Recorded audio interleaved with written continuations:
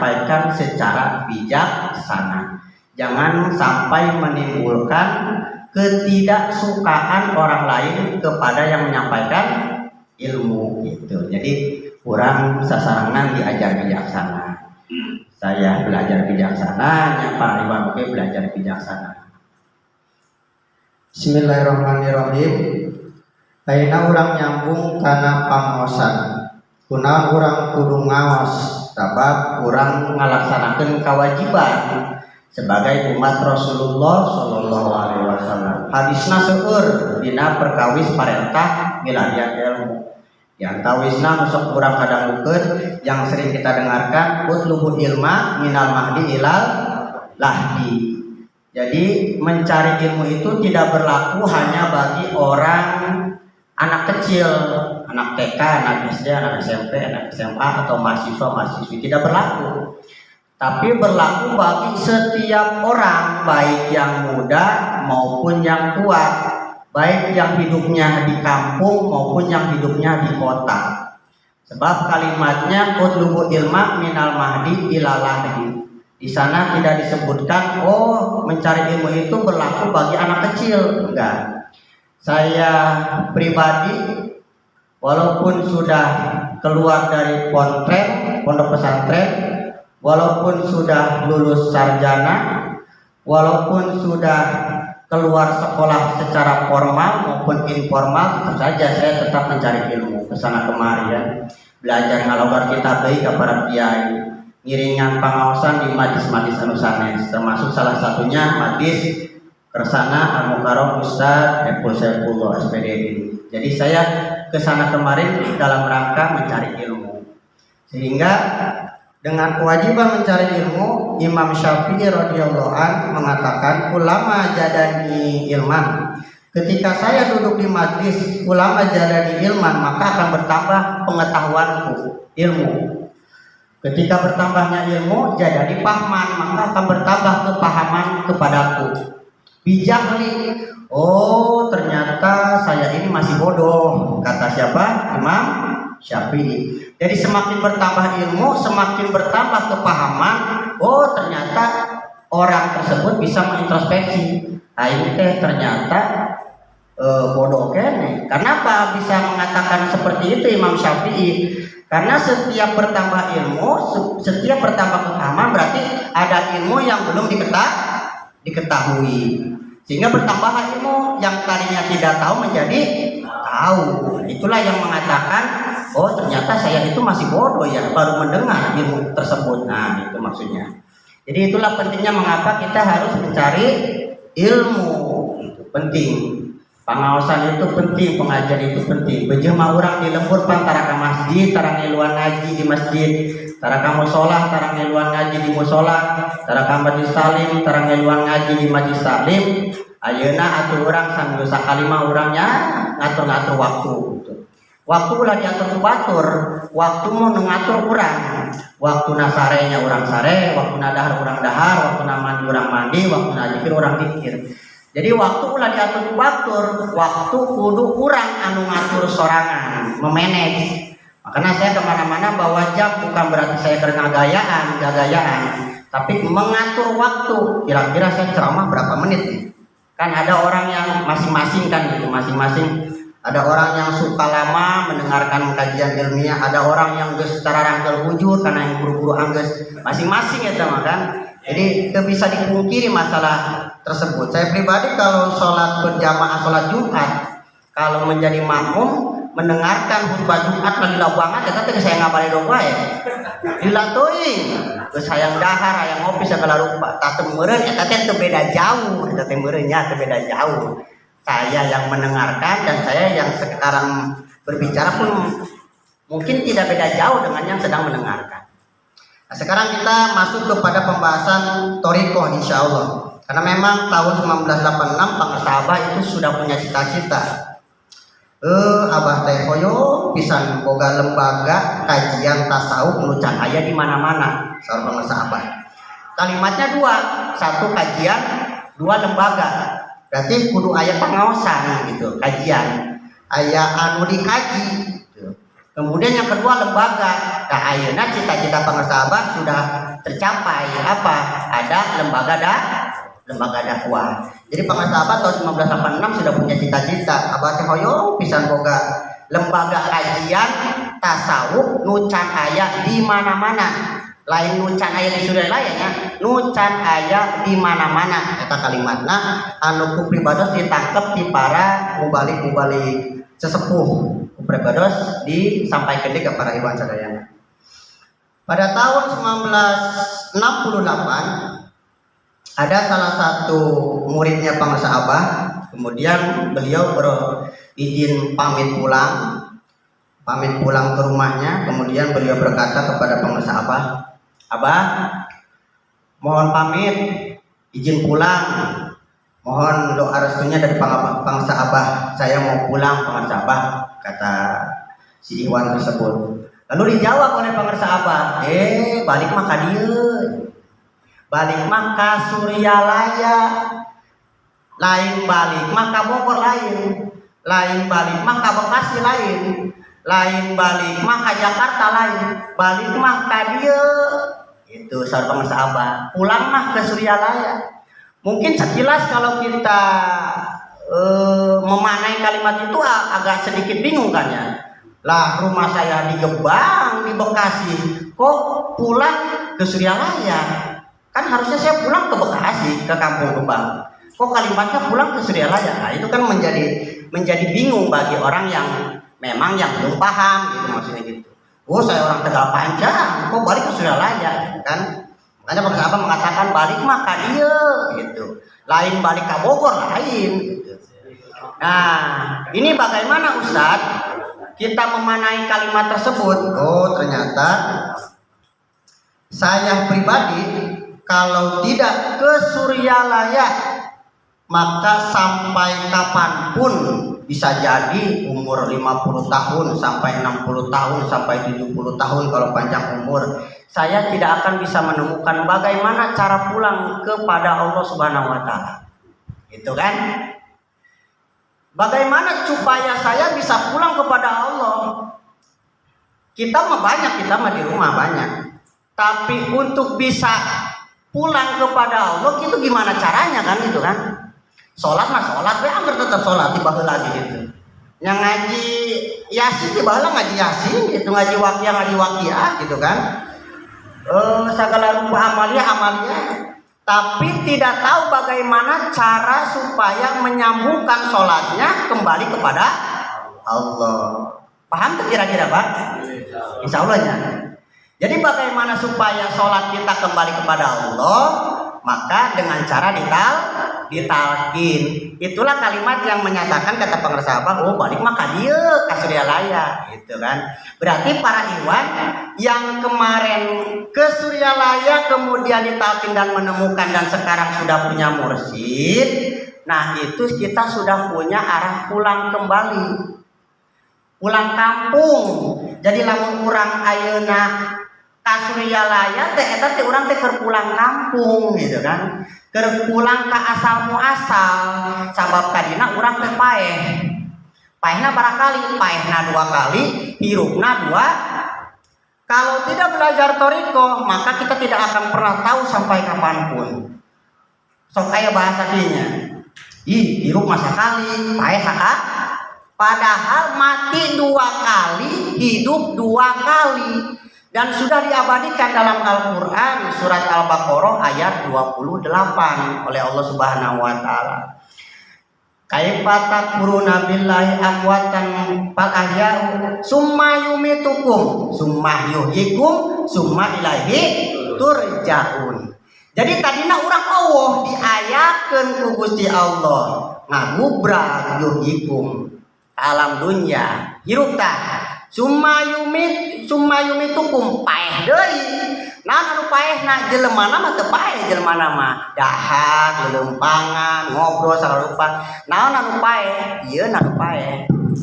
Maka diabadikeun summa yumitukum, maneh teh baheula Allah diayakeun ku Allah ngagubrag alam dunya 2 kali hirupna, 2 kali paehna. Summa yuhyikum.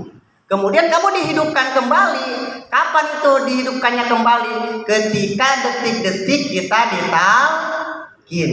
Summa ilaihi tur, barulah kita bisa kembali kepada Allah. Kalau tidak, ya syukur alhamdulillah, kata saya juga. Kalau tidak kita ke Suryalaya, kalau tidak ditalkin, kalau tidak menemukan guru mursyid, ya ayat itu tidak berlaku, Pak. Tidak berlaku, karena bingung summa yuhikumnya kapan summa yuhikumnya. Sedangkan kita umur sekarang sudah 40 tahun, ada yang 50 tahun, ada 60 tahun, selama hidup sholat tapi tidak pernah bisa summa yuhikum. Yuhikumna ka mana? Ka Gusti Allah apa yuhikumna ka sawah? Nah, bener kan?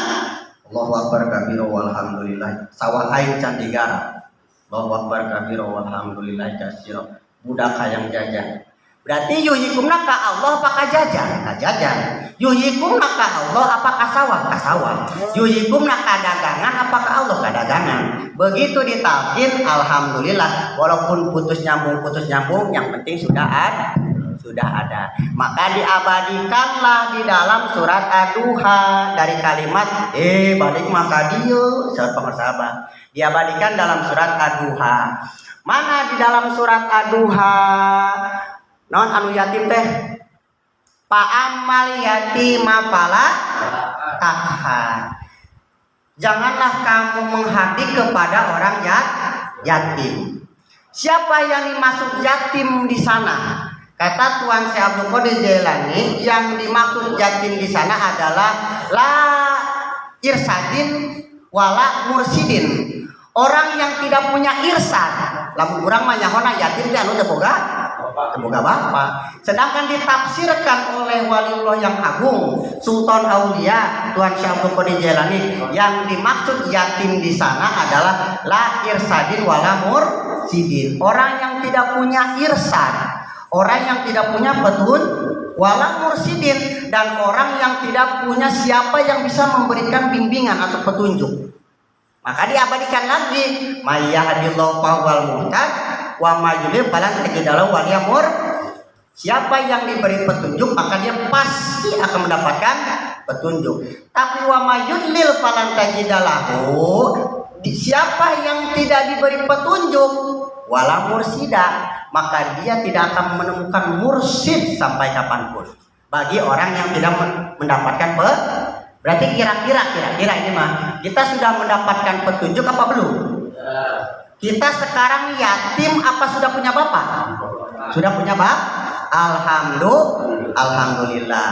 Bapak basar Nabi Adam, bapak ruh baginda Rasulullah sallallahu alaihi wasallam. Ana kata baginda Rasulullah, ana abul insan, abul wa Adam abul bashar. Kata baginda Rasulullah, saya ini bapaknya insan. Kalau tidak belajar thoriqoh, mohon maaf, mentafsirkan insan itu manusia. Contohnya mana? Di surat At-Tin. Laqad khalaqnal insana fi ahsani taqwim. Para ustadz menjelaskan, para kiai menjelaskan bahwa manusia itu adalah makhluk yang paling sempurna. Arek instruksi mualtah. Lamun ayat kiai jelas begitu. Lamun saya mah instruksi. Punten kiai, mohon maaf kiai, mohon maaf ustaz. Mana yang disebut manusia yang paling sempurna? Kata saya begitu. Kalau tidak belajar thoriqoh, mohon maaf, tidak akan menemukan kalimat insan. Karena menafsirkan insan adalah manusia, dan mereka mengatakan manusia itu makhluk yang paling sempurna. Maka saya katakan, mohon maaf Kiai, kemarin tetangga saya lahir, tapi mohon maaf dalam keadaan tidak punya tangan. Ayat begitu. Mohon maaf Kiai, kemarin tetangga saya melahirkan dalam keadaan matanya buta. Mohon maaf Kiai, tetangga saya kemarin lahir tapi dalam keadaan tidak punya kaki. Gitu ya. Apakah itu disebut sempurna? Berarti kan tidak sempurna, benar tak? Awalengan ada wasam, awalengan tersempurna, ternyambung ayat kalamun kadinya. Yang dimaksud sempurna di situ adalah ruhaninya, bukan secara jasadnya.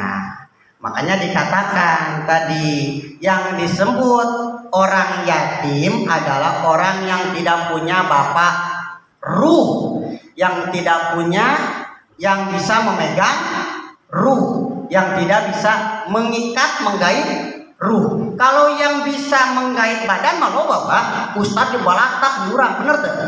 Loba kesaeutik kiai loba di urang. Para profesor, para cendekiawan, para ilmiah loba. Yang mengikat jasad mah, tapi yang mengikat ruh kita mana anu bisaeun? Moal aya nu bisaeun.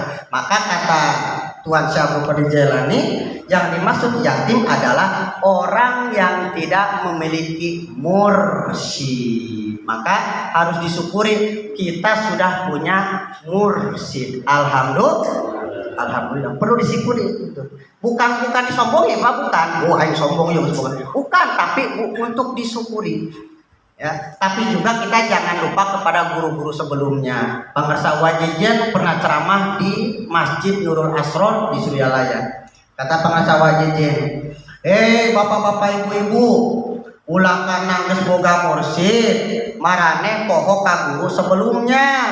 Ti ayeuna balik ti Suryalaya sampeurkeun guru-guru sebelumnya, karena itu bisa menimbulkan kecemburuan.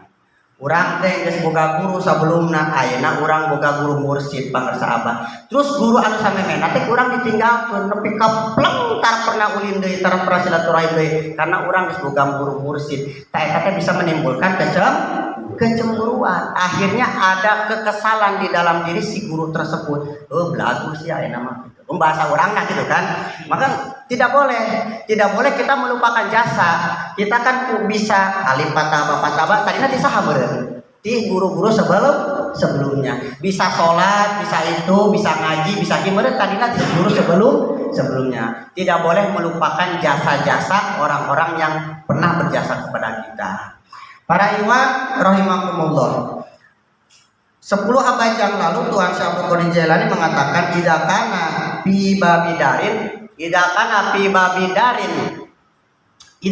atau hidup fi babidarin wasir kudahiladar pahwanipah.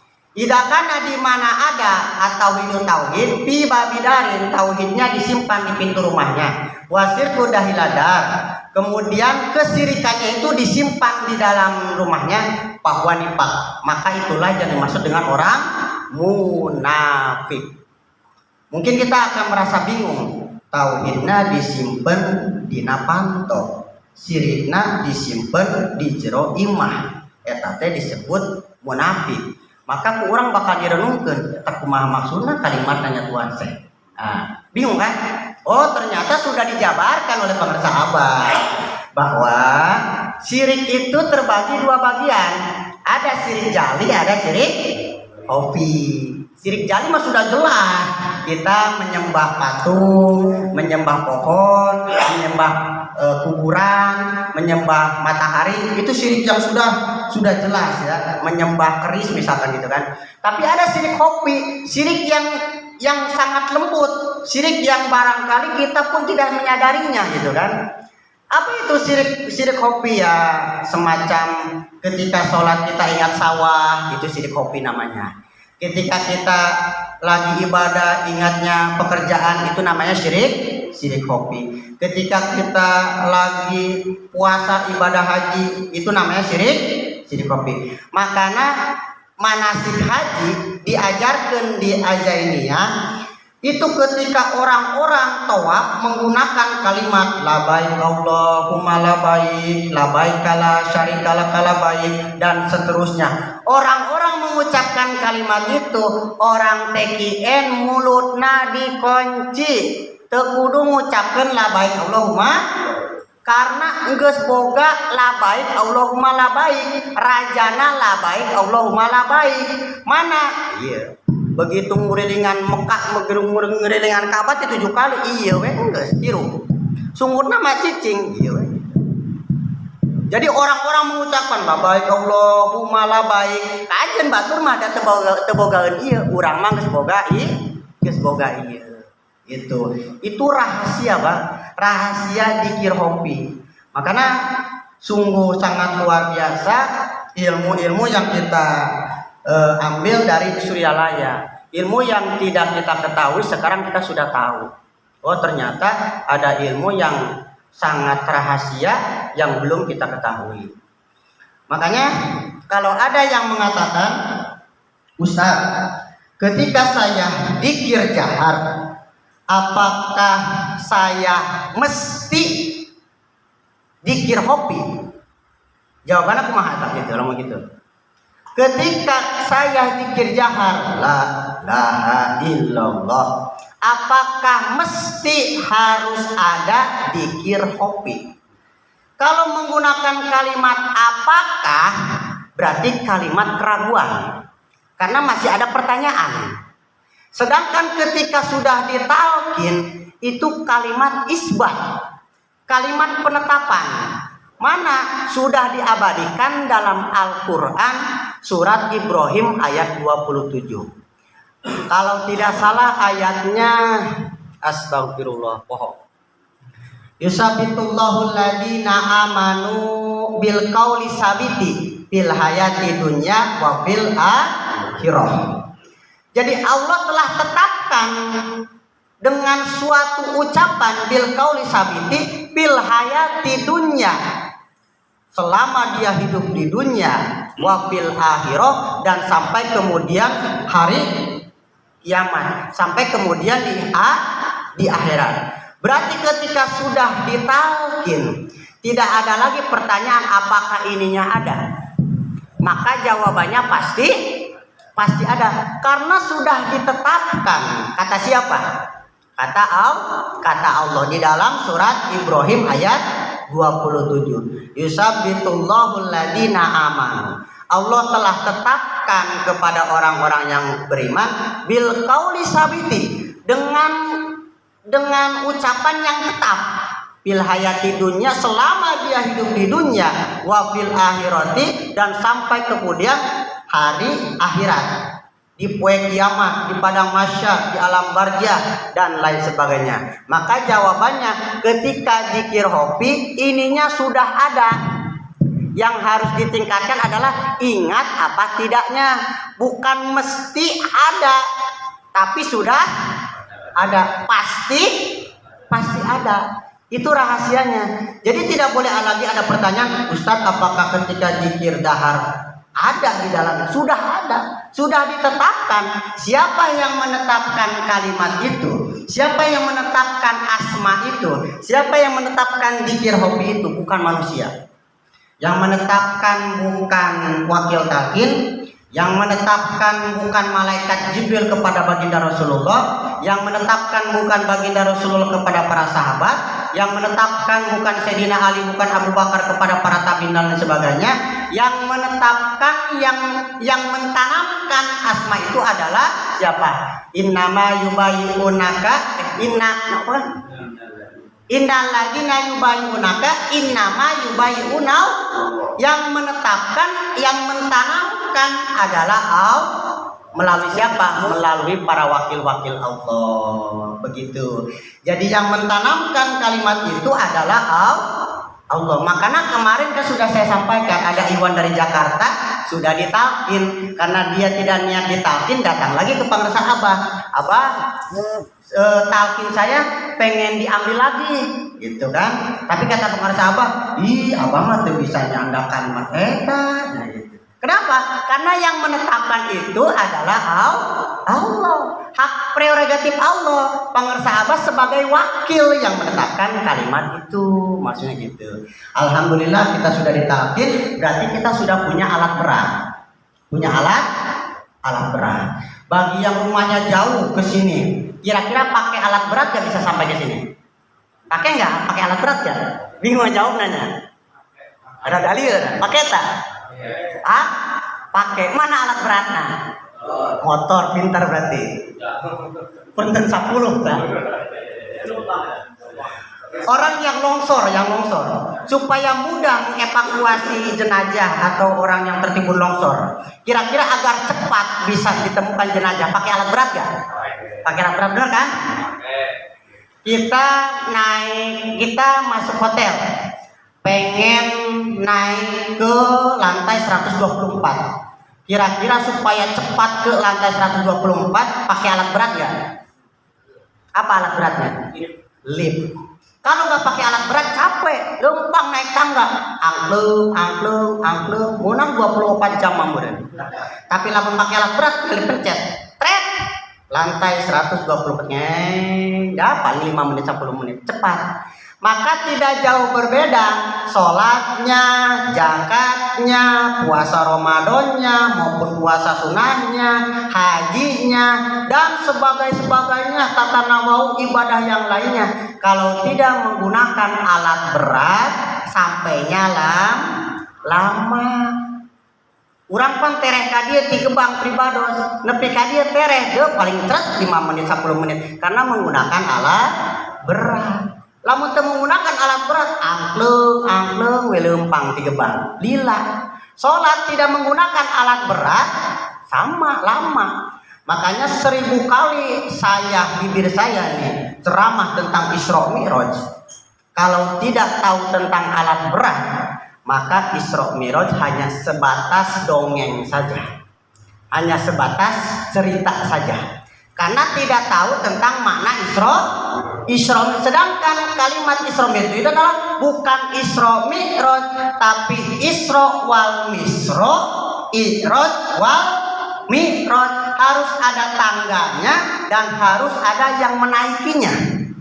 Kalau Allah paranti naiknya mau bisa arek mau makanya saya ceramah tentang Isra Mi'raj, tidak tahu tentang alat berat ini, ya cuma jadi seremonial, ngabiakeun duit 10 juta nyewaan panggung segala rupa. Tapi tidak boleh menjelekkan pengajaran orang lain. Intinya kita bukan sombong tapi sedang bersyukur. Maka kesimpulan daripada yang saya sampaikan tadi adalah untuk apa kita ditalkin? Untuk mengurusi yang ada di dalam diri kita, untuk mengurusi ruh, untuk mengurusi nyawa, untuk mengurusi kolbu, untuk mengurusi rasa. Makanya zikir kita ada 3. Ada zikir raga la ilaha illallah, ada zikir nyawa Allah, ada zikir rasa yaitu kalimat hu.